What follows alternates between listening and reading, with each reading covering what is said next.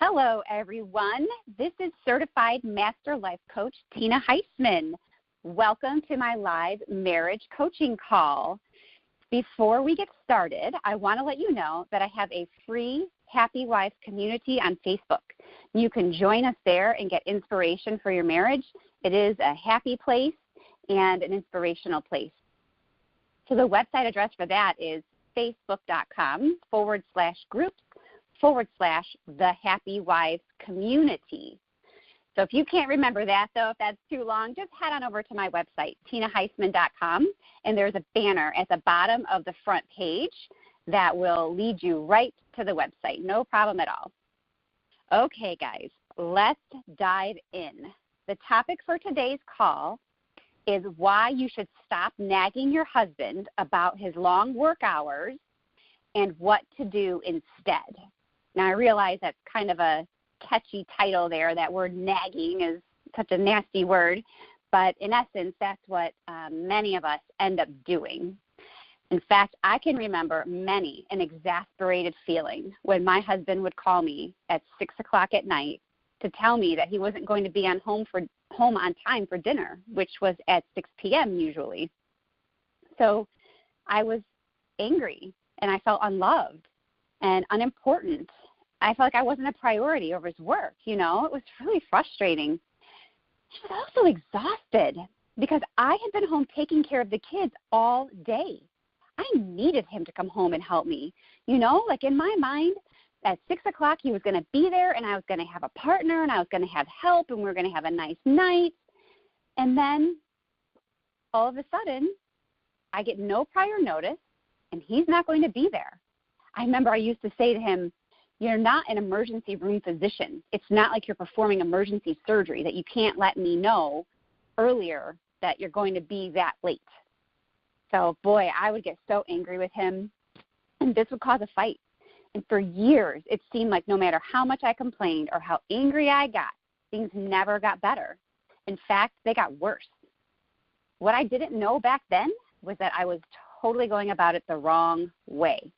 And so today, I'm going to guess that if you're listening to this, you have been also frustrated with your husband's long working hours. So today, I'm going to tell you why you should stop nagging and complaining and what you can do instead, because your need for help is very real. It really is there. And so we are going to work on that today. So the first thing that you should know is that your husband thinks his long work hours are saying, "I love you." Truly. He thinks he's speaking your love language. Bringing home that paycheck and providing for you is one of the best ways that he knows how to show you his love.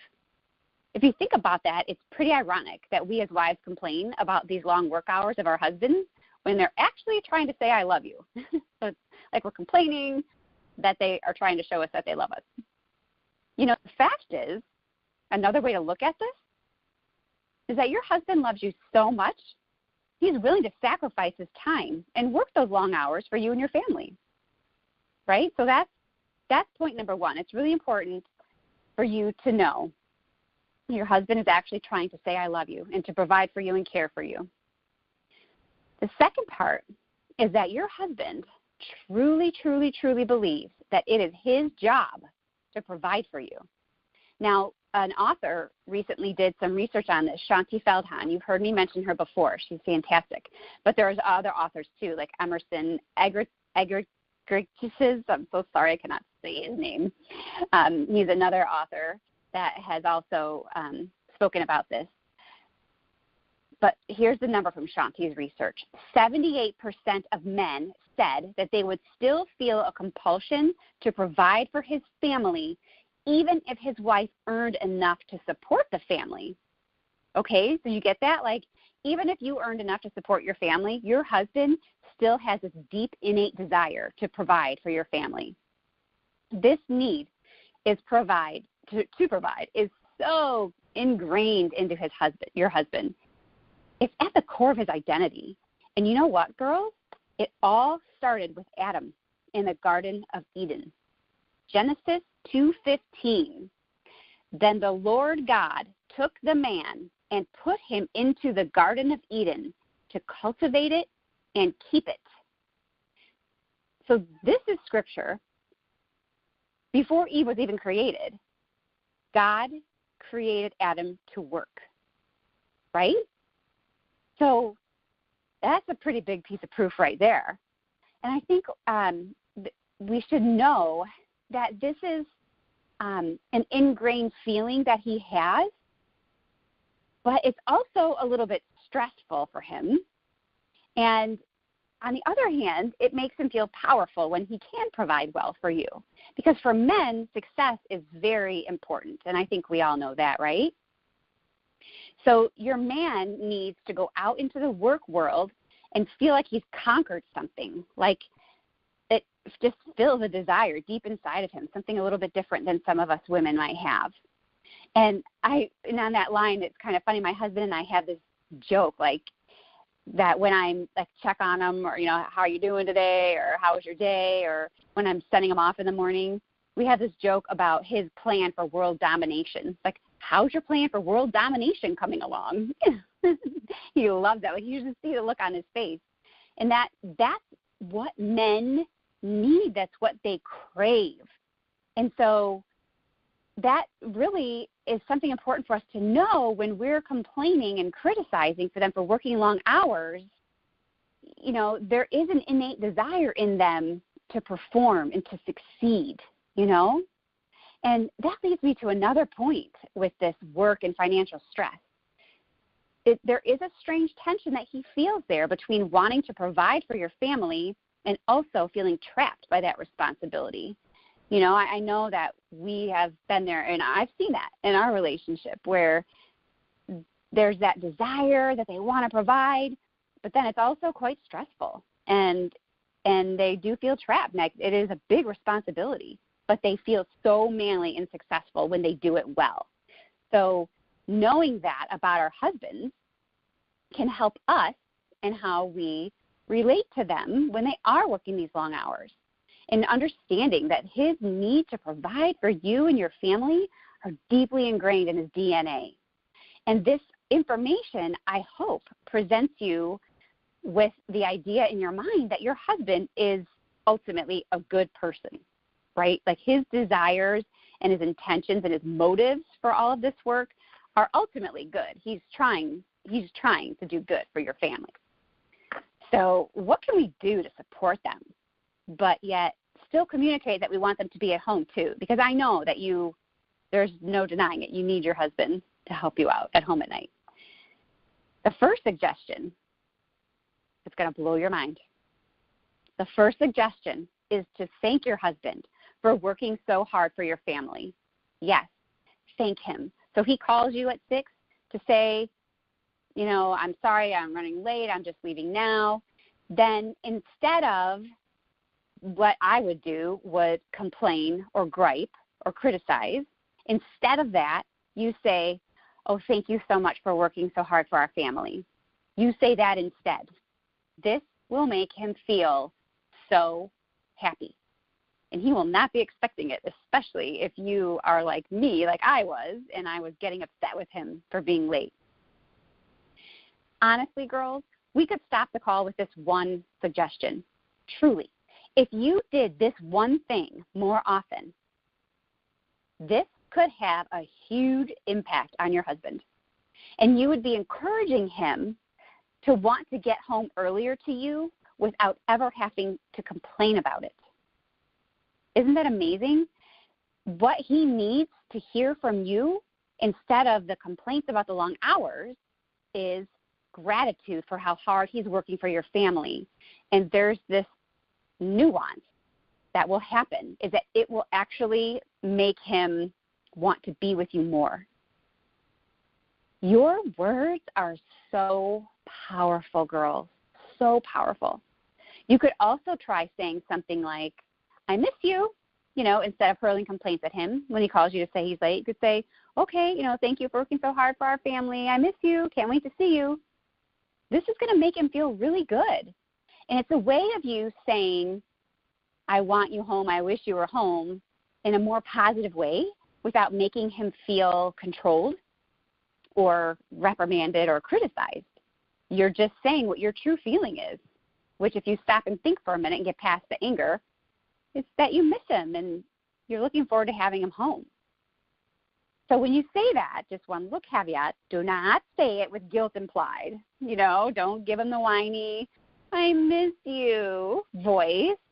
You need to be positive and upbeat and no guilt inflicted here, because when you inflict the guilt, that's going to set him off and get him angry, and there's going to be a fight. At least that's what happens in my experience. So I was thinking another way that you could relieve some of the pressure of your husband with your words, if you happen to be in a stressful financial season, is just to tell him that you believe in him. Tell him that he can do it. And then ask him if there's anything that you can do to help. And I just wanted to bring up this part about being in a stressful financial season because I know there are a lot of families going through that these days. And so, you might even feel conflicted. He needs to work hard and a lot of hours. His job is important, but you want him home and, and money's tight and things like that. But this is a way, by using our words, to encourage him and build him up and to be his biggest cheerleader. And so that's something that we want to do. And, it would be great, like if you asked your husband, is there anything I can do to help with the finances? He might say no, that he's got it and he wants to handle it all. That's totally his right. But he might ask something of you. He might say, well, could we postpone the vacation? Or could you get a job temporarily? Or something along those lines. He might have an idea for something you can do to help, So that's a really just a helpful tip that you could take into your situation if you're having some struggles with finances, or if you ever find yourself in a season that's hard with finances. So the main point that I'm trying to make here with this first part for you is that your words are so super powerful. We could totally stop here and I could give you no more teachings or recommendations, but there are a few more other things that you can do. So I want to expand on those too. One thing I thought of was that you could try to reconsider any areas in your marriage where you and your husband might be having a conflict over money.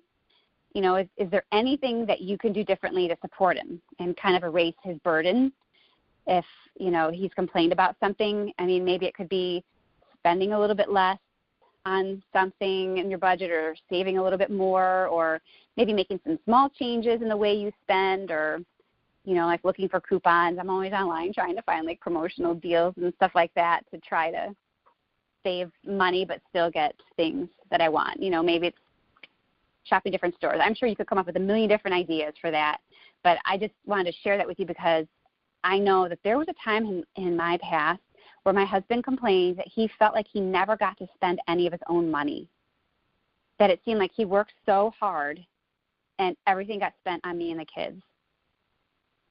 I took that complaint seriously. I feel terrible. I don't want him to feel that way. But, when you're the mom and you're just, I was just plugging along, doing everything on my end in my world from 9 to 5 or whatever while he was gone. And so he felt that way. And so that was something that I wanted to really work on and get more conscious about. So that's why I share that with you today. And another biggie in the realm of stress and work and money is respecting how your husband handles things at work. If you're anything like me, you've probably tried to tell your husband how to solve a problem at work, or what he should do, or how he should confront his boss, or what he should say. And that's definitely a strong-willed woman kind of a characteristic. And so we want to stop that. That, for a man, feels disrespectful. It makes him feel like you don't think he's capable of handling it. And that's not the message I know that you mean to send. You're just trying to help. But the crazy thing is he probably doesn't really want your help. He just is wanting maybe some validation. So, I had a big experience with this in a similar way. My husband was between jobs for a few months, and a part of me wanted to tell him like where he should apply for work and who he should talk to. I wanted to help him find a new position. But that would have taken that away from him. And it would have made him angry. It would have made him feel less than. It would have made him feel like I didn't think he could do it on his own. And thankfully I have learned through the mistakes I made in my marriage that that's not my business to answer. And so it's, it's just that it's a difference between just respecting that innate desire. Like your husband, like men just want to conquer things, and so we have to let them do that, let them conquer those things, and that makes them feel so powerful. And then that in turn brings them home to us in a happier way, and it allows us to receive the love that we are wanting to receive from our husbands. So you see, this is about treating our husband the way he needs to be treated, which is a loving thing to do, and then in return, he's going to treat you more of the way you want to be treated. It's a beautiful, beautiful thing when you can get on a positive cycle like that. And I think that, we just need to consider this and trust our husbands, when they're working late, that they're doing their best. They're handling the situation as they see fit. And when they call home and tell us they're going to be late, or they come home late and we jump all over their case, we're actually causing them to not want to come home. It's almost like, why would I want to come home if I'm going to come home and get attacked when I've just worked so hard for my family to earn all of this money that I don't even get to spend half of it because of the wife and the kids? Do you see where I'm going through with that? Like, if we could just take this new information and start making some different choices and even thanking them for how hard they work, I'm willing to bet you they will want to come home more often. They will try to come home earlier more often, or maybe they'll be more inclined to help you in other ways when they can. I saw this great post online. There was a man who posted in a group, and he was saying, I'm working on this development release of this new software, and my wife is really upset and really angry with me because, I'm working like 12 to 14 hours a day, and it's been going on for a while now. And he's like, I just need help. Like, she's so angry, and I don't know what to do. And it was really fun to read through the responses that people put in that group.